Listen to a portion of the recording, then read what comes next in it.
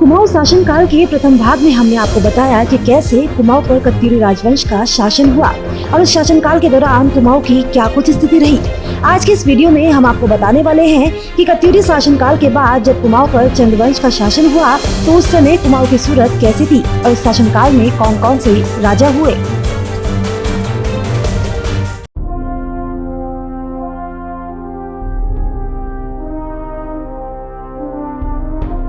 कुमाऊं पर कत्यूरी राजवंश का शासनकाल लंबे समय तक चला, लेकिन बाद में कत्यूरी राजवंश को समाप्त करने के बाद चंद्रवंश शासनकाल की स्थापना हुई। एटकिंसन के अनुसार चंद्रवंश का संस्थापक सोमचंद्र था। वहीं कुमाऊं का इतिहास पुस्तक के लेखक बद्रीदत्त पांडे ने भी सोमचंद्र को चंद्रवंश का शासक बताया है, जिसका शासनकाल उन्होंने 700 से लेकर 721 ईस्वी माना है। लेकिन ब्रिटिश गढ़वाल के लेखकों एटकिंसन, वॉल्टन और नेविल ने सोमचंद्र का शासन 1935 ईस्वी कहा है। यही नहीं, इंसाइक्लोपीडिया ऑफ उत्तराखंड के नाम से प्रसिद्ध श्री प्रसाद डबरालचरण के अनुसार सोमचंद्र का शासनकाल 665 ईस्वी और 700 ईस्वी के मध्य का बताया गया है। हालांकि अलग अलग इतिहासकारों के भिन्न भिन्न मत है। चंद्रवंशों के शासनकाल की शुरुआत तब हुई जब कत्यूरी राजवंश के अंतिम राजा ब्रह्मदेव ने अपनी पुत्री का विवाह कन्नौज नरेश के भाई सोमचंद्र से कराया था। इतिहासकारों की माने तो सोमचंद्र 11वीं सदी के आरंभ में बद्रीनाथ यात्रा पर आया था, जहां पर उसकी मुलाकात कत्यूरी नरेश ब्रह्मदेव से हो जाती है। ब्रह्मदेव सोमचंद्र की राजोचित योग्यता व रूप रंग को देखकर अत्यधिक प्रभावित हो जाता है और अपनी इकलौती पुत्री चंपा का विवाह सोमचंद्र के साथ करा देता है।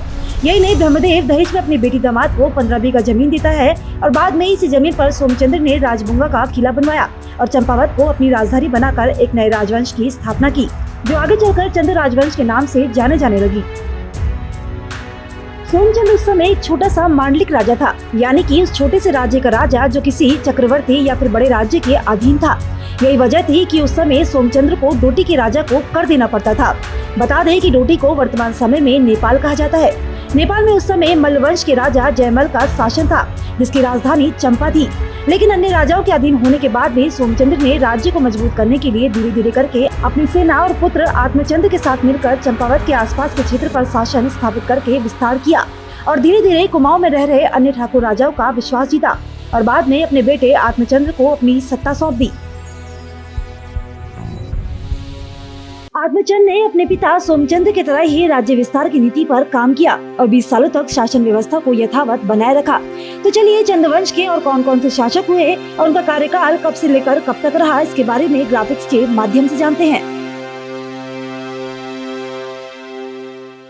आत्मचंद्र के बाद 740 से लेकर 758 तक पूर्णचंद्र का राज रहा। 758 से लेकर 778 तक इंद्रचंद ने शासन किया। आपको बता दें कि इंद्रचंद के शासनकाल के दौरान ही राज्य भर में रेशम के कारखाने स्थापित किए गए। 778 से लेकर 813 तक संसारचंद का राज रहा। 813 से लेकर 833 तक सुधाचंद का राज रहा। 833 से लेकर 856 तक हमीरचंद का राज रहा। 856 से लेकर 869 तक वीणाचंद का राज रहा। बता दें कि वीणाचंद अपने शासनकाल के दौरान खस राजाओं से पराजित हो गए थे, जिसके बाद वीरचंद ने खस राजाओं को हराकर पुनः राज्य स्थापित किया, जिसके बाद उन्होंने 1065 से लेकर 1080 तक राज किया। 1080 से लेकर 1093 तक रूपचंद का राज रहा। 1093 से लेकर 1113 तक लक्ष्मीचंद का राज रहा। आपको बता दें कि 1113 से लेकर 1121 तक धर्मचंद ने राज किया, जिसके बाद 1121 से लेकर 1140 तक करमचंद ने शासन किया। 1140 से लेकर 1149 तक भल्लालचंद का शासन रहा। 1149 से लेकर 1170 तक नामीचंद ने शासन किया। 1170 से लेकर 1177 तक नरचंद का शासन रहा। 1177 से लेकर 1195 तक नानकीचंद का शासन रहा। 1195 से लेकर 1205 तक रामचंद का शासन रहा। 1205 से लेकर 1226 तक भीष्मचंद ने शासन किया। 1226 से लेकर 1233 तक मेघचंद का शासन रहा। 1233 से लेकर 1251 तक ध्यानचंद ने शासन किया। 1251 से लेकर 1261 तक प्रवचंद का शासन रहा। 1261 से लेकर 1275 तक थोरचंद ने शासन किया। 1275 से लेकर 1296 तक कल्याणचंद ने शासन किया।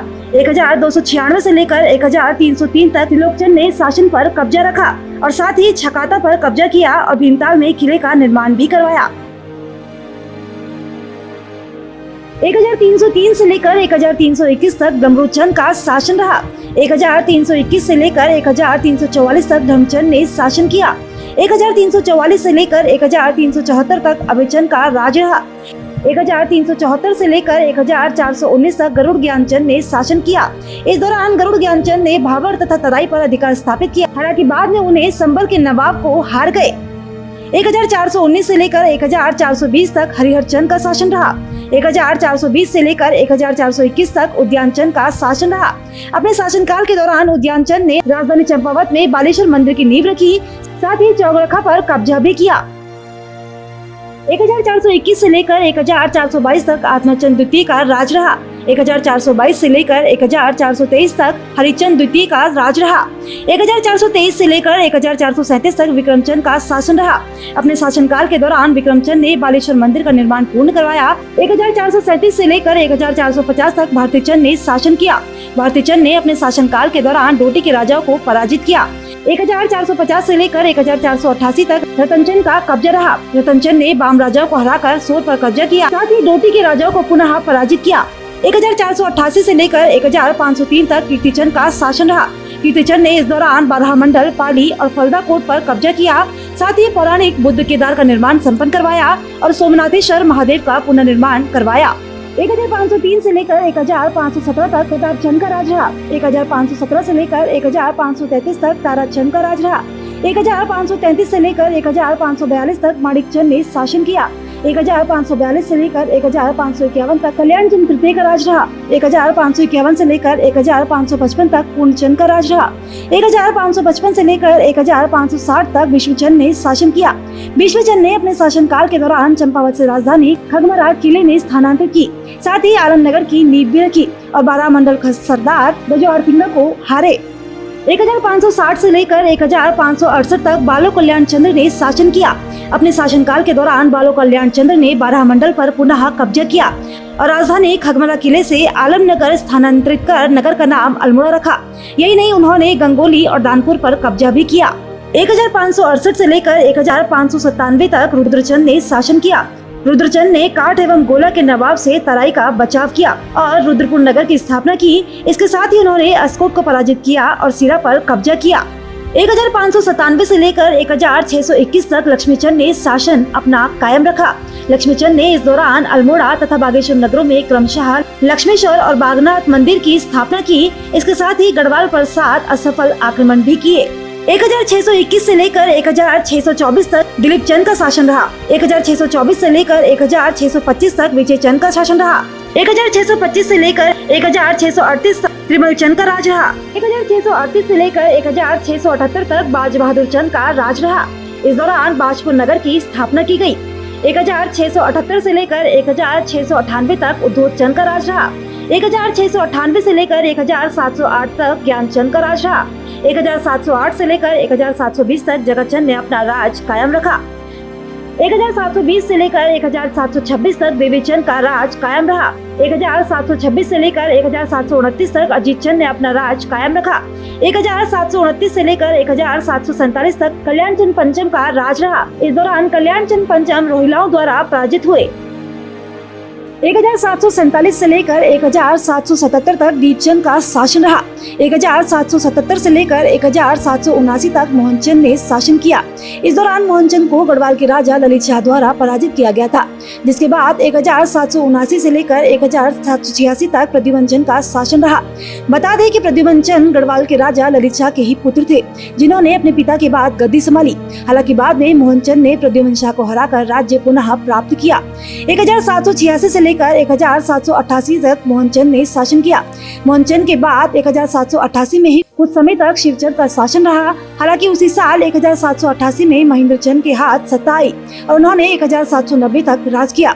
महेंद्र चंद कुमाऊं में चंद्रवंश के अंतिम राजा हुए, जिन्हें गोरखाओं ने पराजित किया और कुछ इस तरीके से कुमाऊं में चंद्रवंश की समाप्ति के बाद गोरखाओं का आधिपत्य स्थापित हुआ। तो आज के लिए बस इतना ही। आगे आपको बताएंगे कुमाऊं पर गोरखा राज की पूरी कहानी। फिलहाल हमें कमेंट बॉक्स में जरूर बताएं कि आपको हमारी वीडियो कैसी लगी। साथ ही चैनल को सब्सक्राइब करना आप बिल्कुल ना भूलें।